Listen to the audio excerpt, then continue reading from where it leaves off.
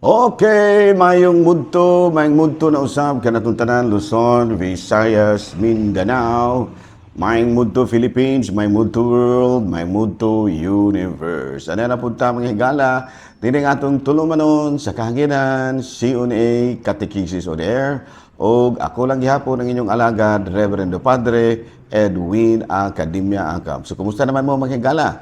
Naghinaot ko nga okay lang ta, wala problema, no? Kagahapon Sabado, ika-23rd Saturday of the Sunday of the ordinary time. O ganana po taro, Lunes na po mga higala, adlaw na po ning ting trabaho. Adlaw na po nga gigahin nato para sa atong panginabuhian. Pero dili ta malimot, no, alas 12 man taron, samtang naniud to, nahala, maminaw-minaw po ta ginagmay ni ato ang mga katekises. Okay, no? Abi no ari kita sa ato ang CBCP News, balitang simbahan ining kabuntuhon. Pinoy-anan, no? Pinoy-anan ni Jaime Cardinal Sin, kanhi Arsobispo sa Manila, nauyunan nga himuong National Museum. Nauyunan kini ni atong August 31 o sa dili madugay sugda na ang pagrituki niini aron nga mohaom kini isip usa ka museum. Balita mga higala gikan sa Vatican, Pope Francis mipaabot sa iyahang pahasubo ngadto sa katawhan sa nasod sa Morocco nga diin ni atong nakalabayng Biyernes na hiagom og usa ka 6.8 sa Richter scale nga linog na mikutlo og bali 2,000 ka mga kinabuhi o gapadayon pa karon ang pag-retrieve sa uban pang mga survivors. Aduna na nangaangol nga 2,059 kabo. Padayon usab karon ang panawagan sa atong talahuron nga Santo Papa og pag-ampo o hinabang alang usab sa mga katawhan sa nasod sa Morocco. Mawagad mga higala mga balitang simbahan ni ining kabuntuhon ug ari kita sa atoa nga kanang matud pa katikis Saint of the Day bedo kon mga higala kana September 11 murag anniversary man ron sa kining Twin Towers bombing sa USA, no, katubi taong sa Lower Manhattan nga gibumbahan mga higala. Nakaadto ko sa sa New Jersey sa kadapit sa may St. Joseph Palisades ro bang ni Pangpang ba. Gitudluan ko itong ako ang kailangan nag-tour na ako didto. Nga katong lugar mao kadto ang makita ko no ditong lugar ang tower, no, katong Twin Towers sa kining gitawag na to New York Center nya gibombahan man to nahugno na mga pila to kalibo ang nangamatay ngayon ni ana. No, so karong adlaw gihinumduman nato ato ampo usab ang ato ang mga kaigsuonan nga mga Amerikanon nga nangamatay tungod lagi sa pagpamumba sa Twin Towers sa Lower Manhattan, New York, USA. Karong ari kata may gala sa ato ang Saint of the Day. Abay no ang atong Saint of the Day karon mao si Saint Jean Gabriel Perboire, no? Usa kini siya ka French nga nahimong pari nga Vincentian. Noon niya dito siya ma-assign sa Central China. Gani iyahang ni-appeal siya sa initiative sa matud pa paghimo og mga kalihukan usab sa pagtuo sa Christian activities dito sa lugar. Unya na timing pud to nga adunay balaod nga gipakanaog ang matud pa ang emperador dito nga dakpon, no, o ipahulong ipastop ang mga kalihukan sa simbahan, no, barring the activities, no, practicing of Christianity, especially Catholicism.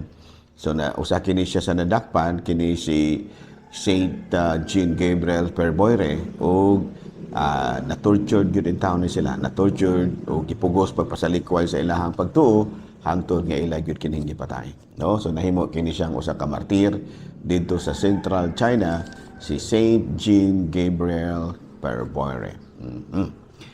Hala, no, padayon ta sa ato ang mga buhatono ni ining kabuntuhon. Okay, binong ari kita manghigala sa ato ang katekises. Bino atong katekises mahigala, ari kita sa atong mga pangutana, mga pangutana.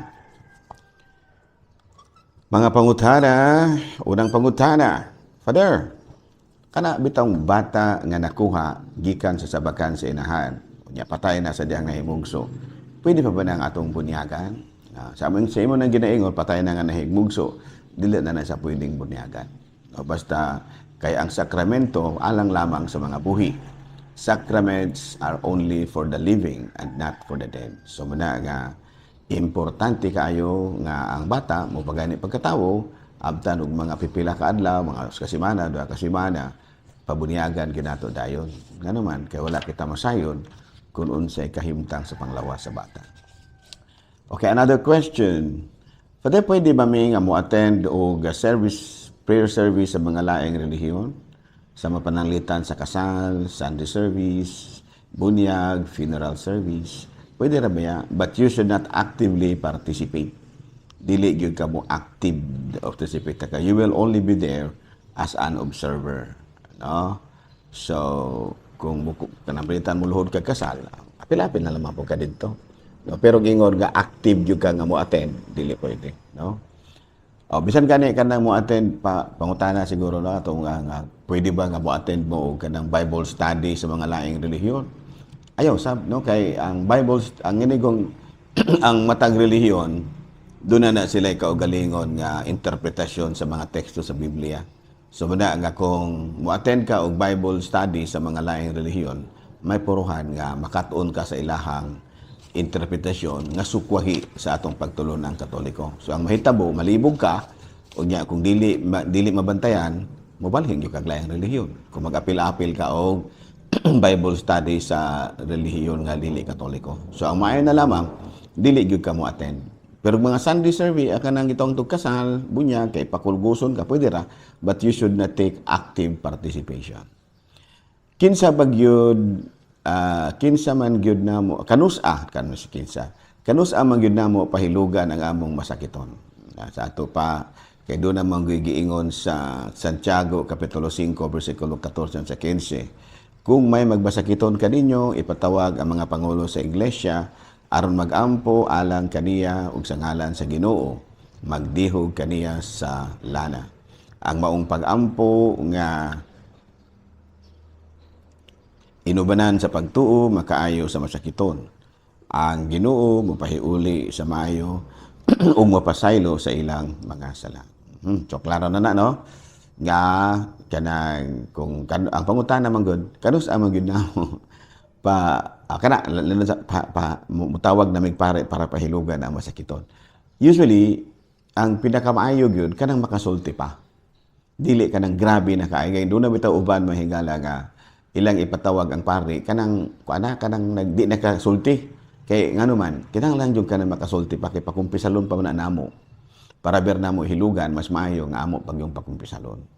So ang uban ilang ipatawag ang pari kanang di naman kasulti. Mas maayo nga medyo nagluya-luya na lang gani, nagluya-luya na ba? Kana bitang di na mukaon pero makasulti pa. O ipatawag na lang midaan ng mga kaparian aron among mapakumpisal ang masakiton. Niya dayong amo dayong hilugan. So dili maayo nga kana bitang inyong ipatawag nga kuana kanang luya na mas maayo gyud kanang makasulti pa ba dili ligon kaayo kana bitang makasulti pa ba aron makakumpisal siya. Okay, another question. Father, og daghan may mga anak, pwede ba among ipanghatag ang uban? Muna'y pangutana nga mura o kuan kana siyang gitawag bitaw nato og salabtunon kayo. Ngano man tawag panghatag mo na ninyo?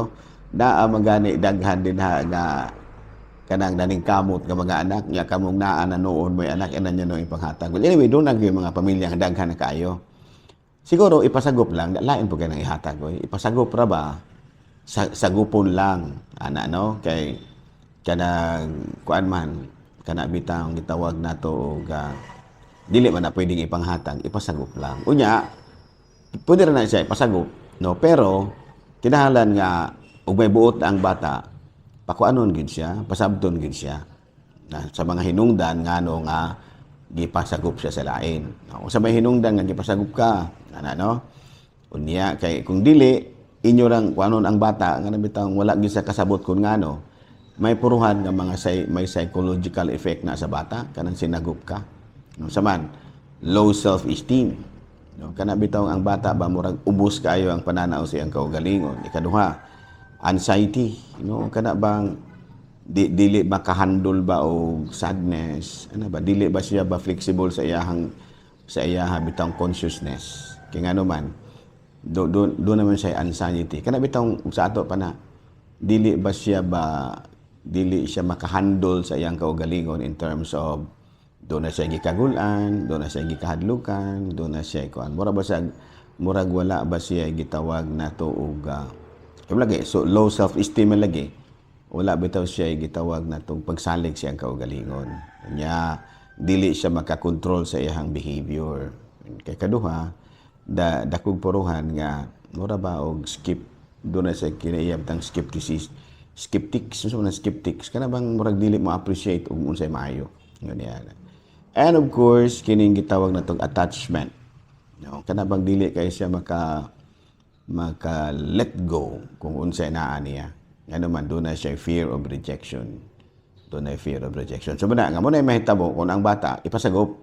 Pero kung maayo na itong pagkaagi nga sa gamay pang bata, kung may buot na ang bata, tuganan siya nga wala kag ipasagop tungod kay mo kinay ana ipasagop ra ka kay ang imong kami maglisod na mi og pa-eskwela lamang gud nimo, dili na mi unya makahatag nimo maayong kaugmaon. Sa to pa wala na nagpasabot nga amo kang gisalikway dili. Amo ning gihimo aron matagaan ka og maayong kaugmaon para ra po sa imong kayuhan.